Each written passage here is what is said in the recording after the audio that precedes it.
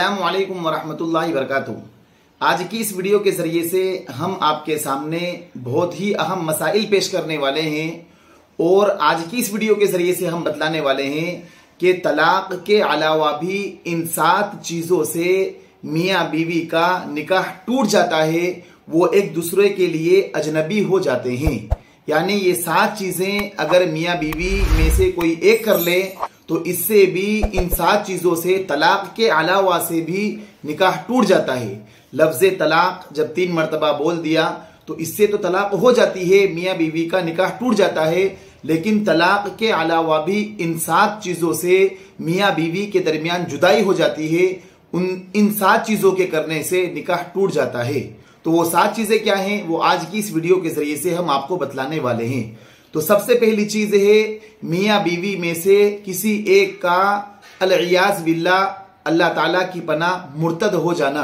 यानी मियाँ अगर इस्लाम से खारिज हो जाए, इस्लाम को छोड़ दे, तो बीवी और मियाँ के दरमियान जुदाई हो जाएगी, उनका निकाह टूट जाएगा।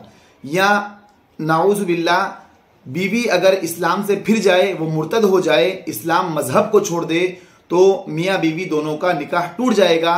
अब वो एक दूसरे के लिए हराम हो जाएंगे।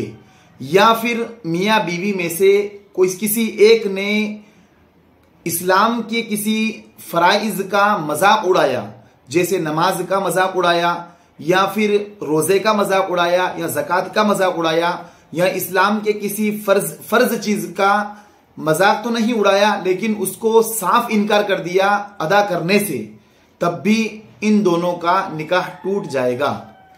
तो हम पहली चीज है मुर्तद होना, मियाँ बीवी में से किसी एक का इर्तिदाद में चले जाना, इस्लाम से निकल जाना, इससे भी निकाह टूट जाता है। दूसरी चीज है कि तलाक के अलावा जिससे निकाह टूट जाता है वो है मौत का वाक़े हो जाना। मियाँ बीवी में से अगर किसी एक का इंतकाल हो गया तो इससे भी मियाँ बीवी का निकाह टूट जाएगा।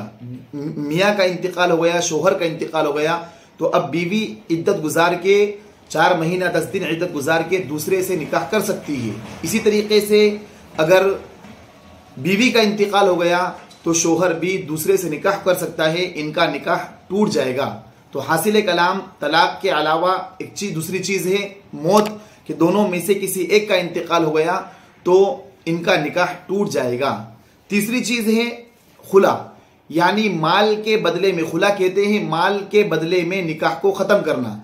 मियाँ बीवी की निभ नहीं रही है, एक दूसरे की बनती नहीं है, या फिर शोहर नानो नफका अदा नहीं कर रहा है, या शोहर बहुत ज्यादा जुल्म करता है, तो इस सूरत में बीवी दारुल क़ज़ा में जाकर या दारुल इफ्ता में जाकर कुछ पैसा देकर, महर वापस करके और उसके बाद ऊपर कुछ ज्यादा पैसा देकर शोहर को इस बात पर राजी कर ले कि तू मुझे तलाक दे दे, मुझे छोड़ दे, इससे भी तलाक के अलावा इससे भी निकाह टूट जाता है।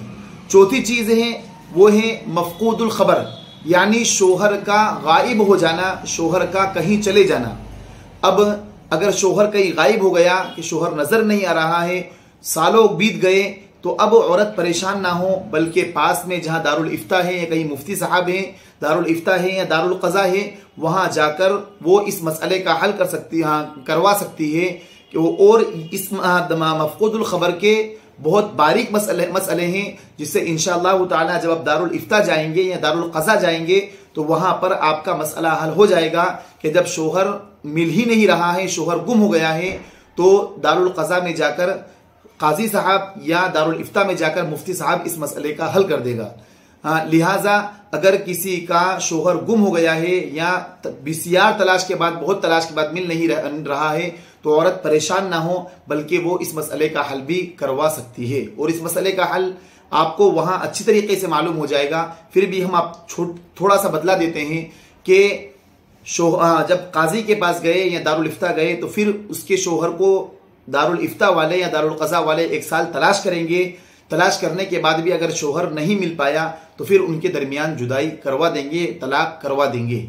इसी तरीके से लफ्ज़ तलाक के अलावा जो 5वीं चीज है जिससे निकाह टूट जाता है, वो ऐसा हुआ कि जब मियाँ बीवी का निकाह हो गया और निकाह होने के बाद में पता चला कि ये दोनों एक दूसरे के रज़ाई भाई बहन हैं, यानी दूध शरीक भाई बहन हैं, यानी दोनों में से किसी एक ने एक खातून का दूध पिया था, तो ये रजाई भाई बहन, दूध शरीक भाई बहन हैं, तो फिर इनका भी इनका निकाह टूट जाएगा, इनको अलहदा कर दिया जाएगा।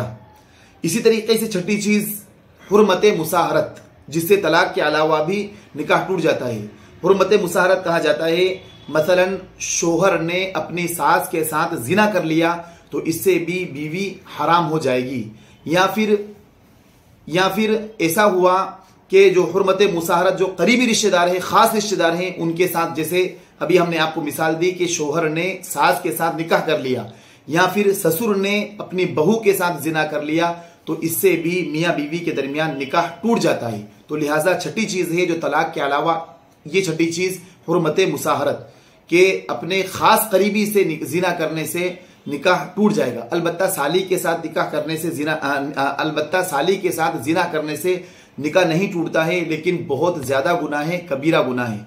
लेकिन अगर हमने बतलाया कि शोहर ने सास के साथ जिना कर लिया या ससुर ने बहू के साथ जिना कर लिया, तो इससे मियाँ बीवी का निकाह टूट जाएगा। सातवीं और आखिरी चीज होती है ईला, कि जिससे निकाह टूट जाता है।